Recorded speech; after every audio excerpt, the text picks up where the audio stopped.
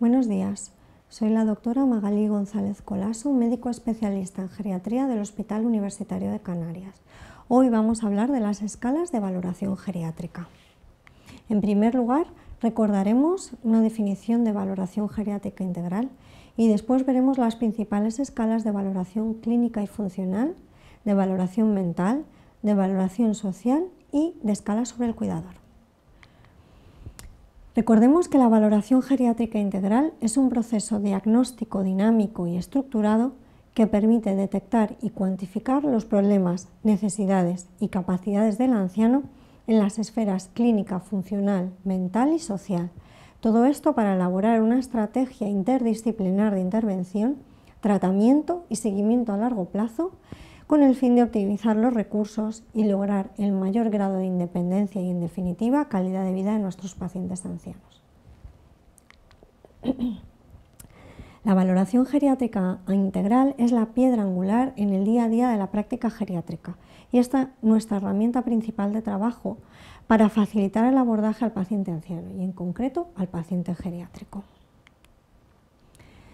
Utilizamos escalas dentro de la valoración geriátrica integral, en primer lugar para estructurar lo que es la valoración de todas las esferas que debemos conocer de nuestro paciente, para poder cuantificar el grado de alteración en cada una de esas esferas y también para poder realizar un seguimiento de la efectividad de nuestro plan de cuidados. Asimismo, estas escalas constituyen un lenguaje común entre los distintos profesionales que van a abordar el plan de cuidados del paciente y nos permite comunicarnos a todos de una manera uniforme, por lo que es necesario intentar conocerlas y utilizarlas en nuestra práctica diaria. En primer lugar, vamos a ver las escalas de valoración clínica y funcional. La esfera clínica, como hemos visto, es la más complicada de evaluar.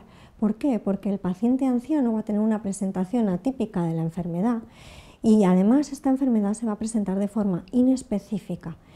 También vamos a tener que evaluar los síndromes geriátricos, lo cual, como hemos visto, constituye una dificultad particular en el abordaje de nuestros pacientes.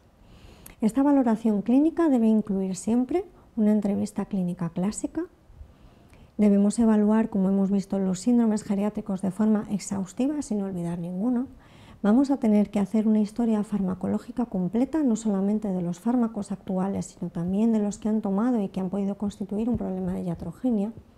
Vamos a hacer una historia nutricional de nuestro paciente, una exploración física y también vamos a solicitar las exploraciones complementarias pertinentes a la situación clínica de nuestro paciente.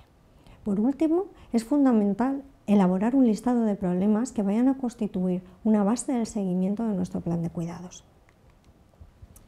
En la valoración funcional vamos a evaluar la capacidad para realizar su actividad habitual y mantener su independencia en el medio en el que se encuentra. Es decir, a cada paciente vamos a evaluarle según si está en domicilio, según si está en una residencia, según si está en un lugar de hospitalización, tanto de agudos como de crónicos. Y vamos a evaluar tres esferas diferentes. Las actividades básicas de la vida diaria, que son las que permiten completar las necesidades básicas de todos los pacientes, como la alimentación, el aseo o la deambulación. Vamos a evaluar las actividades instrumentales, que son aquellas que permiten al paciente estar en relación con su medio, como por ejemplo el uso de los medios de transporte, el manejo del dinero o el uso del teléfono. Y por último vamos a evaluar las actividades avanzadas, lo cual se realizará normalmente por la propia entrevista clínica para intentar averiguar si el paciente mantiene actividades de ocio o actividades físicas deportivas. La escala más utilizada de evaluación de las actividades de la vida diaria es el índice de Katz. Consta de 6 ítems y es una escala bien validada para evaluar este dominio de nuestros pacientes. Siempre hay que tener en cuenta que a la hora de clasificar al paciente en dependiente o independiente, independiente significa que realiza la tarea sin ninguna supervisión, dirección o ayuda, con las excepciones que se indican en la propia escala que hay que conocer. Se basa en el estado actual del paciente y no en la capacidad de hacerlas, y se considera que un paciente que se niega a realizar una función no la hace, aunque sea capaz. No es sensible, sin embargo, esta escala a mínimas variaciones, con lo cual evalúa a grosso modo y vamos a tener que ser muy cuidadosos a la hora de ver la evolución utilizando esta escala. Los ítems que comportan esta escala son el baño, el vestido, el uso del retrete, la movilidad, la continencia y la alimentación. Y vamos a clasificar al paciente de la A a la G, siendo A totalmente independiente en todas las funciones y siendo G totalmente dependiente en estas funciones. Para evaluar las actividades básicas de la vida diaria también vamos a utilizar el índice de Bartel. Es una escala un poco más completa que consta de 10 ítems y es predictivo de mortalidad, ingreso hospitalario e institucionalización. Además, es la escala que más frecuentemente vamos a encontrar en la literatura geriátrica. Las puntuaciones van a variar del 0 al 100, siendo 0 una dependencia total y 100 independencia total. Dentro de las actividades de la vida diaria básicas también tenemos el índice de Bartel. Esta escala consta de 10 ítems y es una escala predictiva de mortalidad, ingreso hospitalario e ingreso en residencia. Es la escala que más frecuentemente vamos a encontrar en la literatura geriátrica y nos va a clasificar a los pacientes en una escala del 0 al 100, siendo 0 totalmente dependiente y siendo 100 totalmente independiente. Esta escala es un poco más completa que la anterior, puesto que nos va a evaluar alguna área más, como por ejemplo la deambulación y la capacidad para subir y bajar escaleras. Dentro de las actividades instrumentales de la vida diaria, la escala más conocida es la escala del Auton-Brody.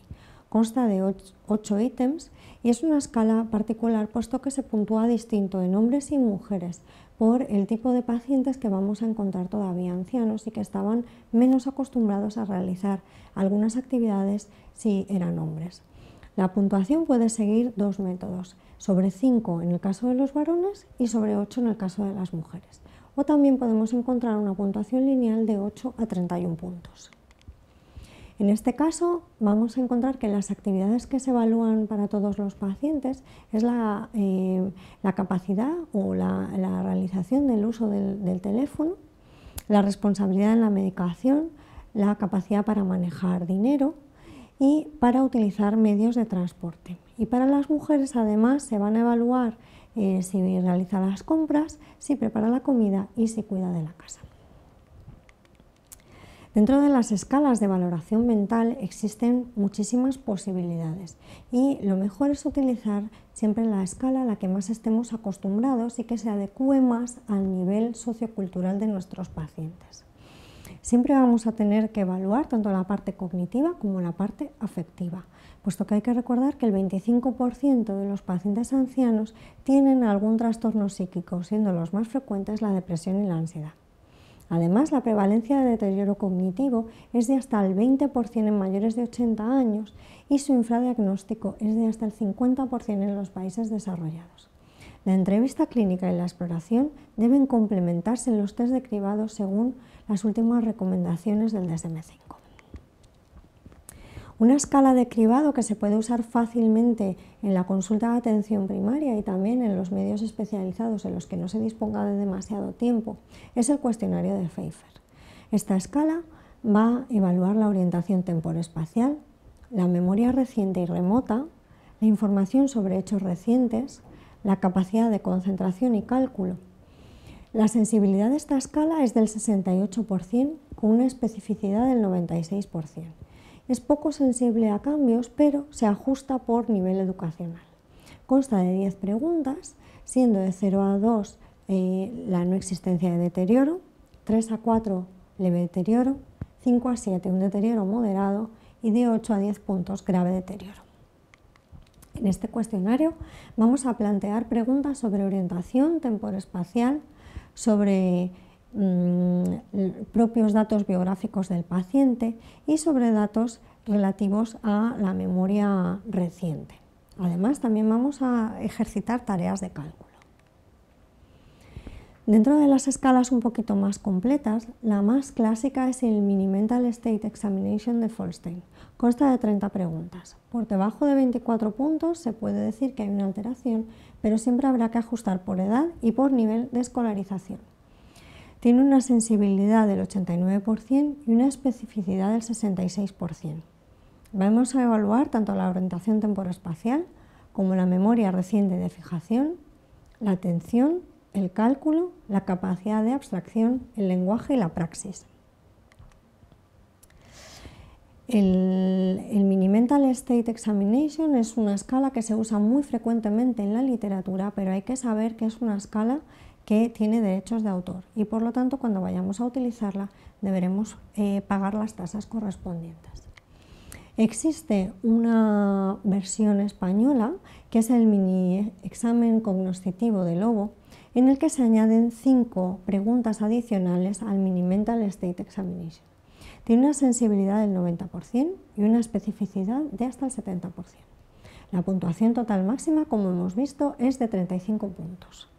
En pacientes geriátricos, por debajo de 24 puntos se considera que existe un deterioro cognitivo y en pacientes no geriátricos, por debajo de 28 puntos se considera que existe un deterioro cognitivo.